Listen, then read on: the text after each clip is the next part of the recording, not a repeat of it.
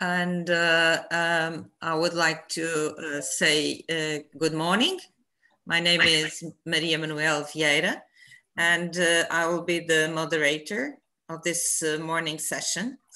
And this session is intended to present the main results obtained in this first year of cost action. This cost action is structured around two main working groups. Working group 1, which focus on knowledge exchange and networking, and working group 2, which deals with methodological research tools and intervention best practice. Each year, this cost action selects annual thematic priorities and related to rural need youth. And the research priority topic selected for the first year was formal education and training in the various countries that integrate this action. We will therefore listen to the results of this research through two presentations of 15 minutes each. The first is rural needs and the role of formal education, and it will be presented by Alena. Alena Means, researcher and deputy director of Juventa, the Slovak Youth Institute, and Daniela Mamucevska, associate professor at the Faculty of Economics, Skopje, North Macedonia. And the second working group presentation, best practices across Southern and Eastern Europe.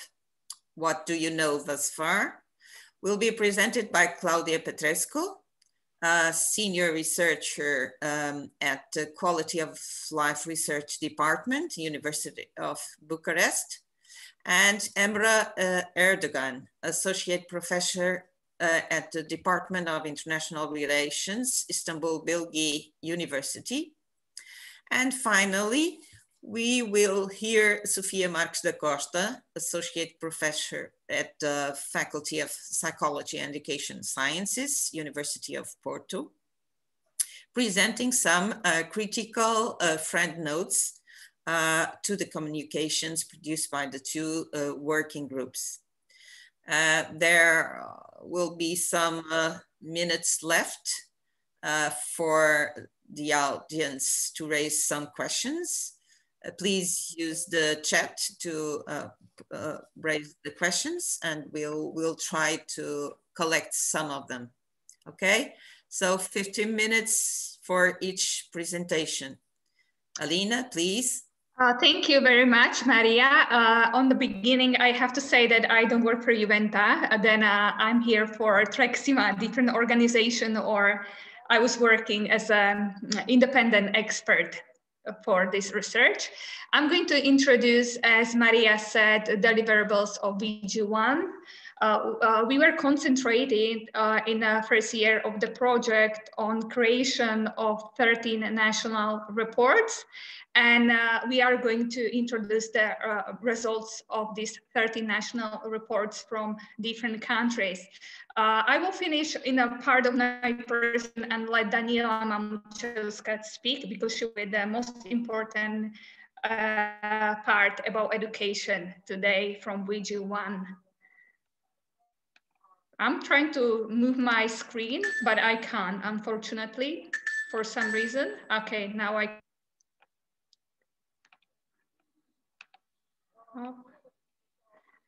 Okay, VG1 finalized 30 national reports in December 2020, is still in the process.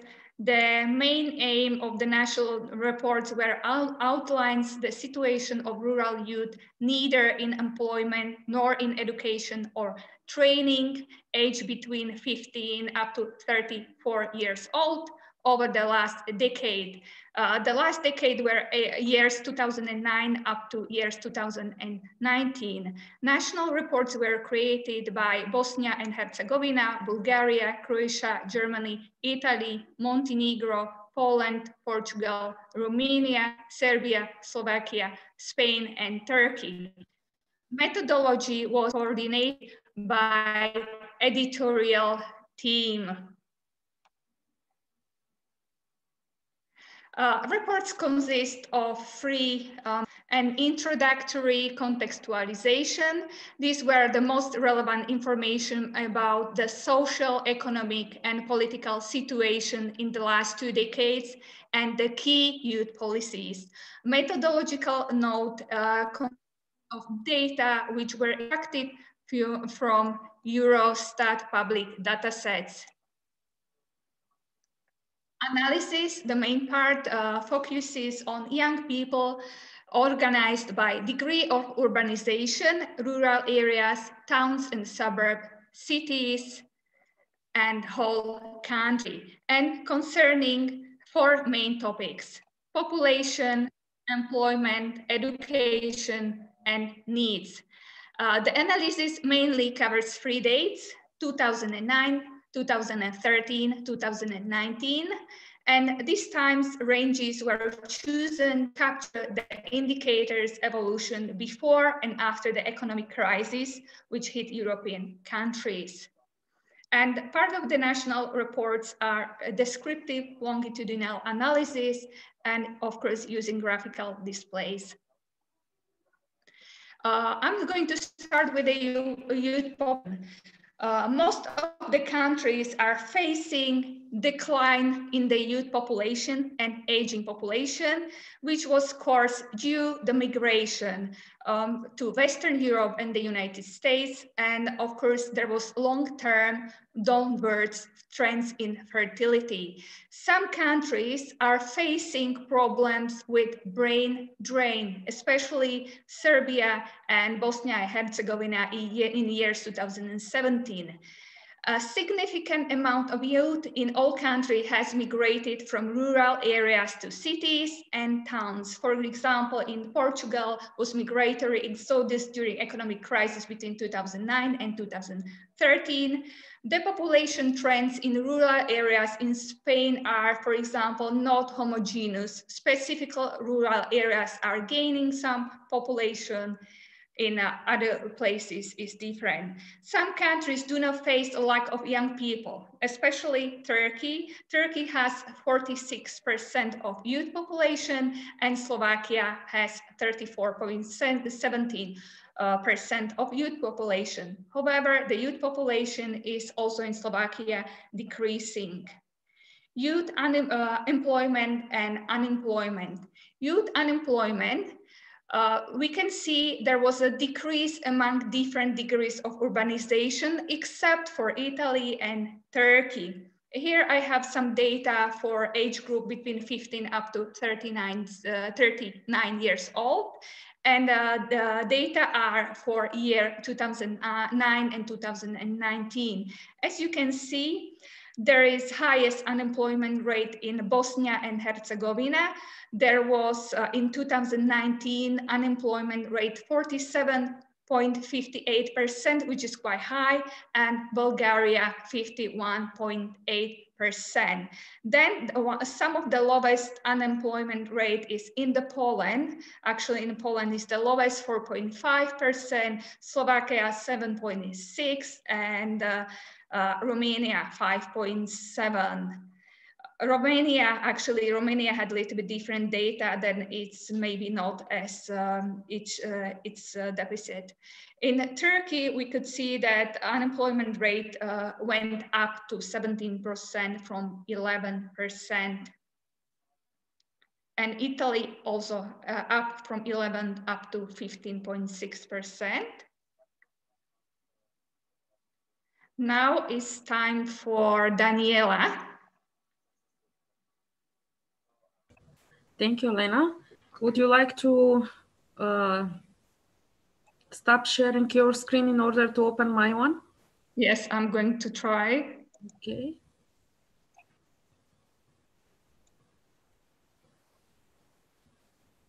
I'm not sure if I can do it. Okay, then let's see, not to spend our times. Please, you move to slides. I will watching on the other PC, okay? No problem. My part is to speak about education. As Alena mentioned, this is the one of the most important issues for all countries. And Alena, I can't hear you, sorry.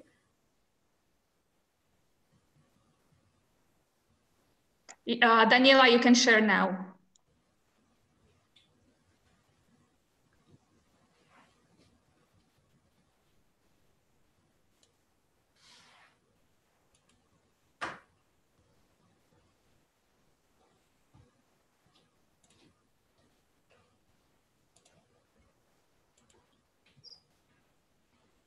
Is it okay? Can you see it, the presentation? Yes? Yes. Okay, thank you very much. As I mentioned, that education is one of the most important, how to say, issue to tackle with the inclusiveness of the most vulnerable group of NEETs. And in generally, according to the methodology of work, the focus of educational attainment was for the age group from 15 to 20 years old. And the comparison was made across the different levels of urbanization and educational attainment based on the international standard classification of educational systems, which means that we analyzed 2 levels: less than primary and lower secondary education, which means ICT level 0 to 2. Upper secondary and post-secondary non-tertiary education, which covers levels 3 and 4, and tertiary education, which covers levels 5 and 1. Generally speaking, as a main conclusion, that as a trend we notice in the all countries is that the general trend is the decline of proportion of population with lower level of education, and increasing the proportion of the population with higher level, a tertiary level of education. This suggests that the young people postpone their decision to enter in the labor market, and they tend to become more educated. It is important that this trend of increasing the proportion of population with higher educational level is more noticeable after the period after the following the economic crisis. According to the structure of the educational system, more or less all countries have mandatory primary school and up to 16 years, which covers the lower level of secondary school, is mandatory. But in some countries, there are changes. For instance, in Portugal, from 2015, I think, I'm not very sure for the year, there were made some changes, which included that also secondary school become mandatory. In Serbia, also, it is a specific case. They also made a mandatory pre-elementary school as a 1 year mandatory preparation for the new young people when they are entering in their primary educational system. The other specific characteristics when we are speaking countries by group of countries are the following. We can notice how to say more or less more convergent trends regarding older countries as a member of European Union, which means that here Germany is a country with the most how to say successful policies in education systems, which means that here in generally in all group of countries, Germany, Italy, and Portugal, and Spain, we can notice that the trend of decreasing of lower level of educated people is noticeable. Increasing the trend of the people with tertiary educational attainment. But when we see where the changes is the highest, we can notice that the highest relative change in declining the rate of people with the lowest educational attainment, we can notice in Germany in the cities. Also, this is the story the same with Italy and Portugal. But when we see where is the highest changes in the other level of education, we can see that positive changes are mixed. Some of the changes are more noticeable in the cities, and some of the covering the rural areas. We cannot conclude in generally what is the reason, but as the mention of the previous guest speakers in the previous session, when we are on the opening session, they noticed that these negative trends of increasing the proportion of population with lower level of education is due to two facts. One, the low level of new births, and second, the migration processes, which this process is not only, how to say, a common characteristic for less developed countries from European Unions, but also these trends are noticeable in the Germany, Italy, and Portugal, and Spain. The other group of the countries that we analyze is in Slovakia and Poland. The most common of these countries are in the group of relatively new member countries. They are coming from Central and Eastern Europe. And as I mentioned, the trends characteristic for Germany, Portugal, and Italy, also we can notice here that in these countries, they recorded a high level of increasing the proportion of population who attained the tertiary schools, where when we analyze it, where these change are more significant, we can see that in Slovakia, there is a significantly positive relative change in rural areas, which means that here the rates are higher, recorded a higher increase.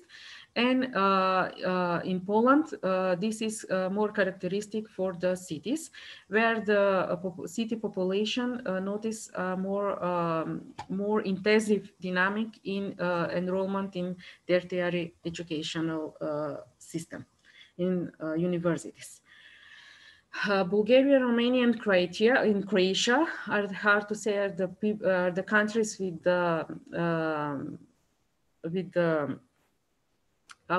the less years as a full membership of the European Union, as the younger, group of countries. And here also these trends are also characteristics, as I mentioned, for the countries from Central and Eastern European and from the older European countries. But here the problem with brain drain is more strongly evident. And that's why we can notice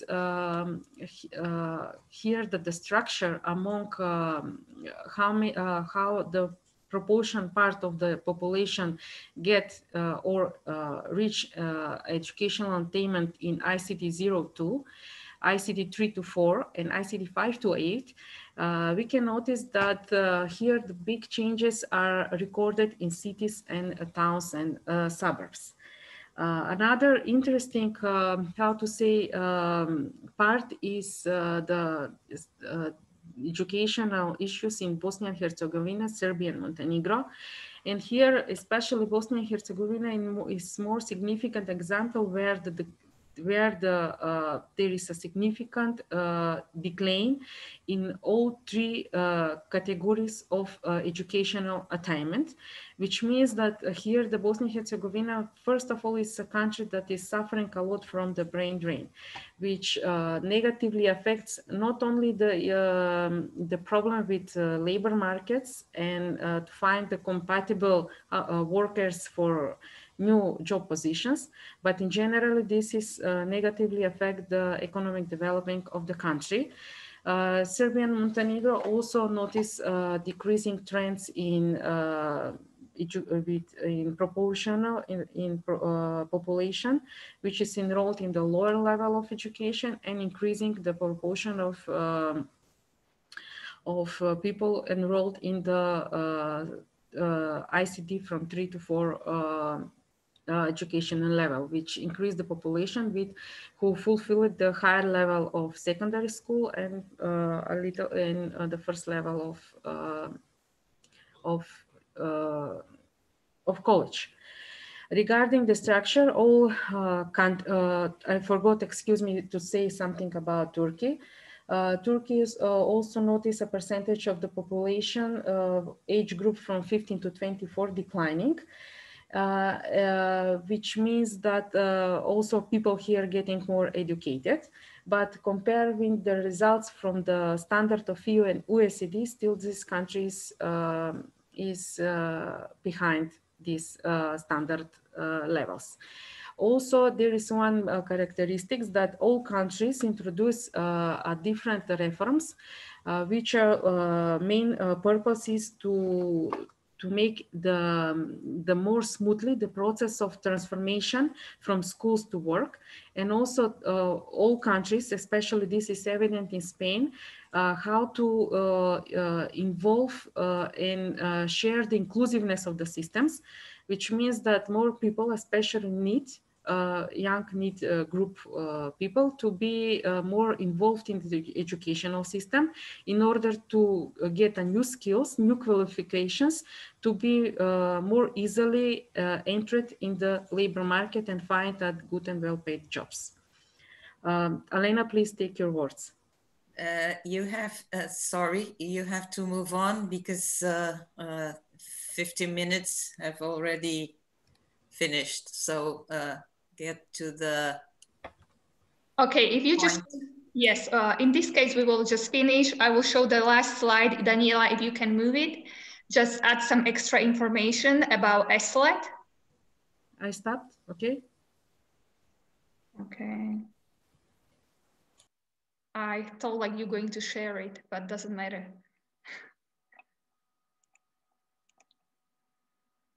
Can you see it? Okay, I was just going to mention that there was strong, the ESLET, early school leavers, has strongly decreased in most of the countries. And some of the best countries with the lowest ESLET are Croatia, Poland, and Bosnia and Herzegovina. And there was actually increase of ESLET in Slovakia from 4.9% up to 8.3%. And there is high amount of ESLETs in Romania, up to 46%. Then, and I think we do not have more time. Thank you very much, Daniela, for presentation, and thank you very much for listening. Thank you very much. So we move on to the second presentation. Best practices across Southern and Eastern Europe. So, Claudia and Emre, please. Emre will present, and we prefer to have only one presenter to keep the time. Okay, Claudia. Okay. Don't worry, we will use it very economically. Okay, these are some of our findings. Just a minute. Okay. Okay, yeah, perhaps it could be a good idea to remember basic concepts, and as previous presentation showed that NEETs are youth aged between 15 and 34 years, 34 years old. There are different definitions, but we are relying on the definition of Eurostat. As a part of our task, we prepared a manual for evaluation of best practices, and we have more than 10 the national fishes which present some interventions, and one fish which doesn't present any intervention, which is from Turkey. And rurality is very important because needs are relative, the need rates are relatively high in rural areas, but let me remind you that we have a problem of definition of rurality. Many Eurostat doesn't have a clear definition, and there are different definitions produced by World Bank, etc. All these discussions, they are available in our handbook, in our manual. Okay, it will be a good idea to remember the 6 different types of needs, because needs, they are not homogeneous, they have different reasons. We borrowed this typology from Mascarini's work. He prepared this typology for your fund.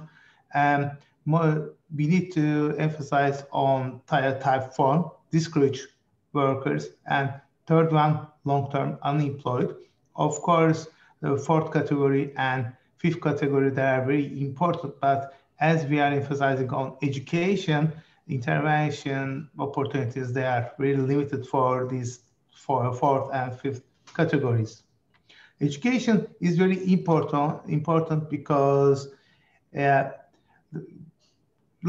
needs, they have low levels of education, we know it, and school dropout is very important because early school leavers are unlikely to return to full-time education, and as they have a low level of education, they cannot find decent jobs. That's why we need to focus on education.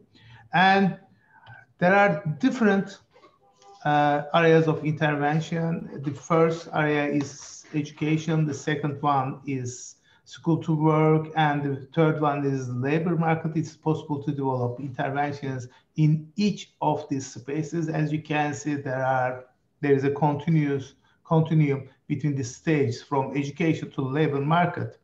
There are 2 types of interventions for education. First of all, to prevent school dropout by providing financial support and other assistance, career guidance, etc.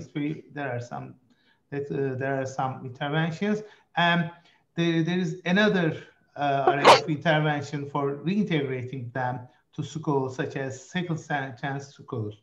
And in our analysis, we focused on education area, but there are some possible interventions in other phases, such as school to work. You can read them: improving service delivery and youth guarantees, information and guidance to young people, work experience opportunities and skill development. Especially the first job is very important as an intervention, and self-employment or entrepreneurship is another area where interventions are focused.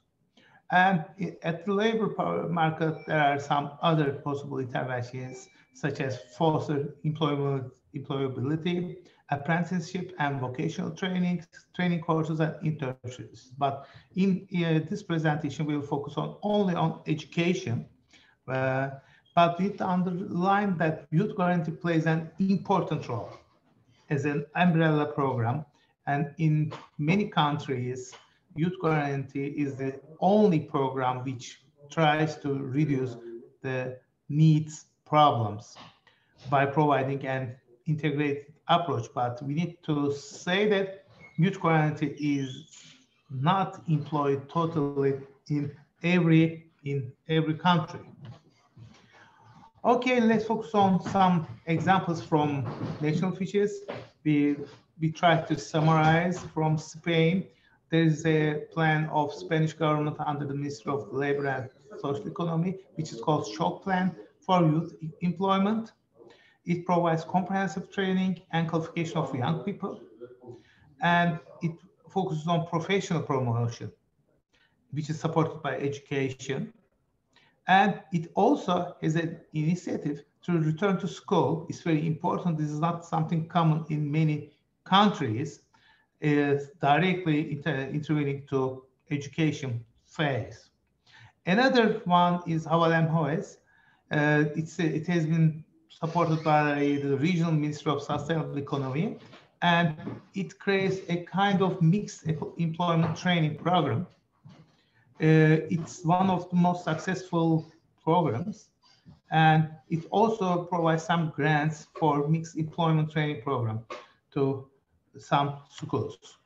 Italy has a program which is called Good School as a part of Law 107 of 2015, and it intervenes to school to work paths for students of all upper secondary school addresses. In our national fiche, authors argue that it is inspired by dual German model of school work alternation.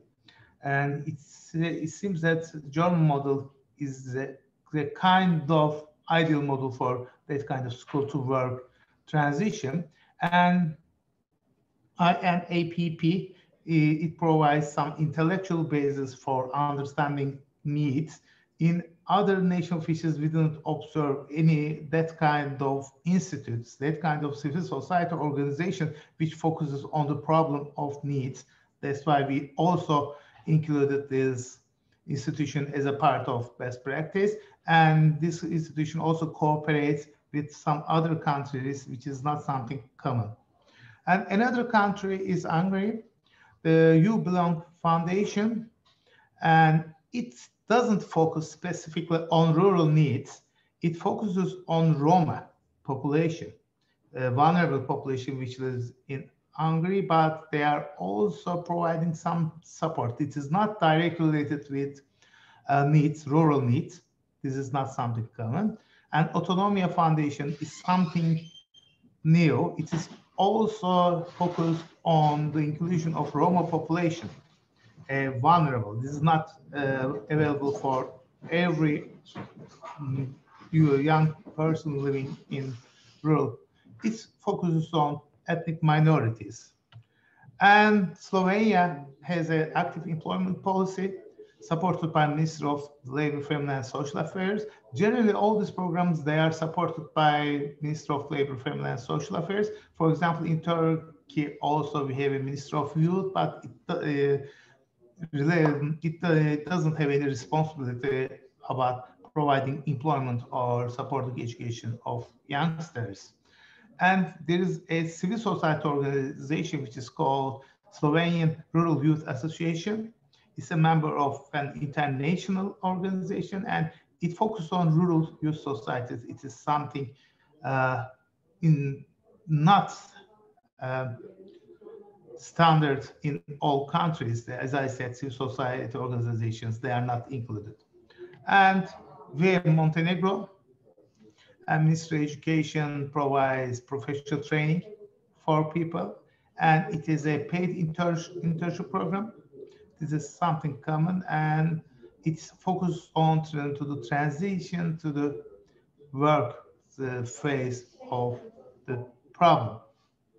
And what we learned by making this comparison, as you can see, I'm from Turkey, but I didn't put something from Turkey because in Turkey, we didn't have such a systematic intervention to the problems of needs. Now, recently, the Minister of Labor shortly prepared a program, prepared a call for intervention to the situation of needs. In Turkey, needs population is very high, but now we are preparing some programs.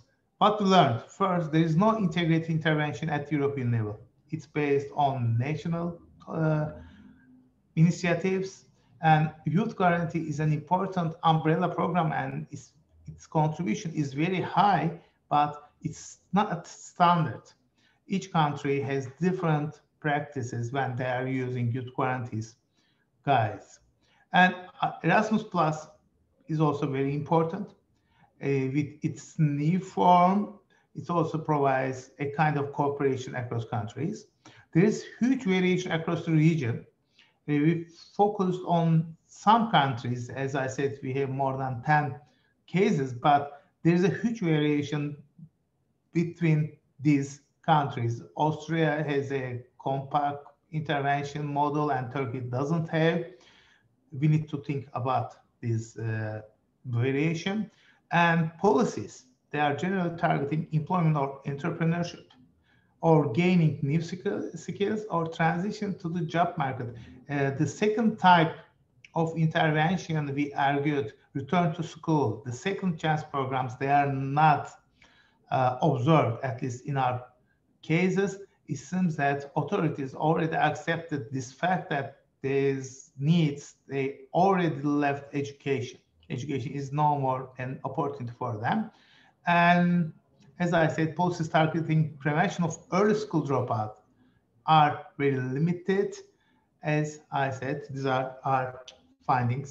And Claudia would like to add something? Okay, thank you. Yeah. Thank you, Emre. Now it's the time for some critical friend notes. So Sofia, you may begin.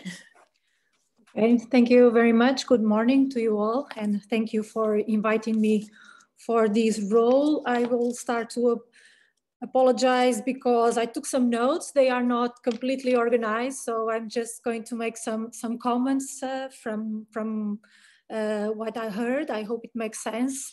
So I'm going to, jump a little bit between ideas. So the first thought, it's about the relevance of formal education.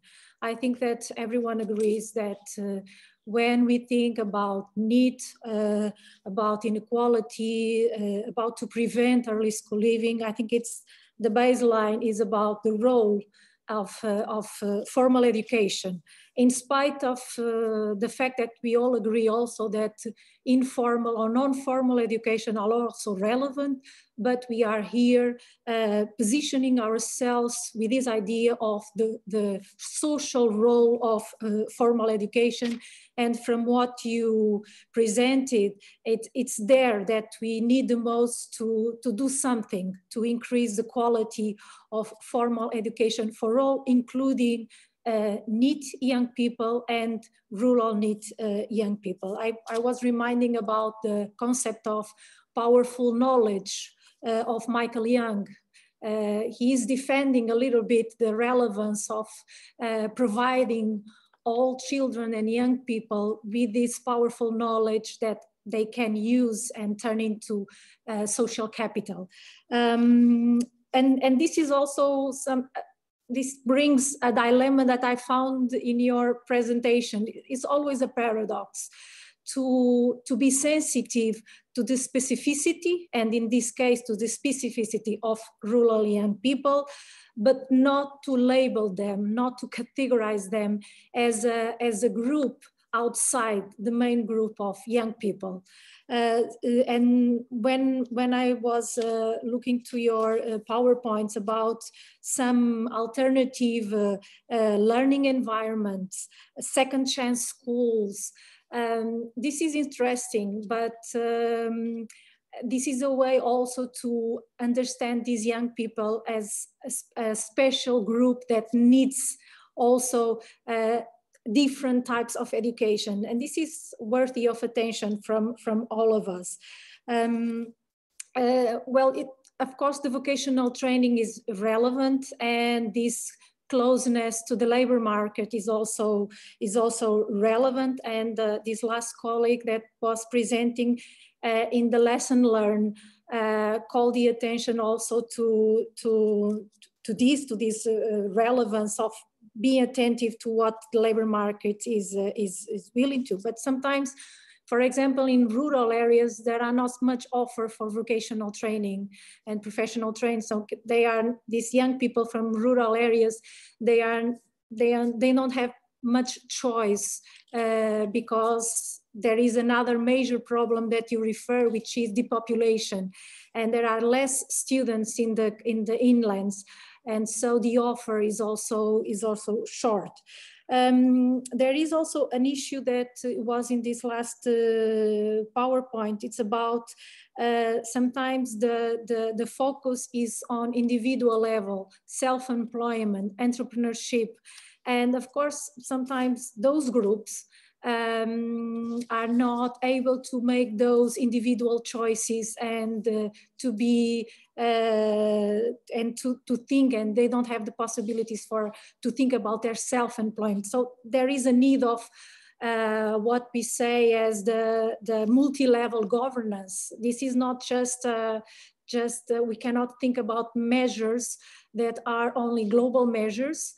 We need intersected measures, from different levels of governance to solve these problems. So I think that one of the things that your both presentations may start thinking of, it's about indicators of quality education that could provide those young people with skills, with competencies for the labor market and for life and as citizens.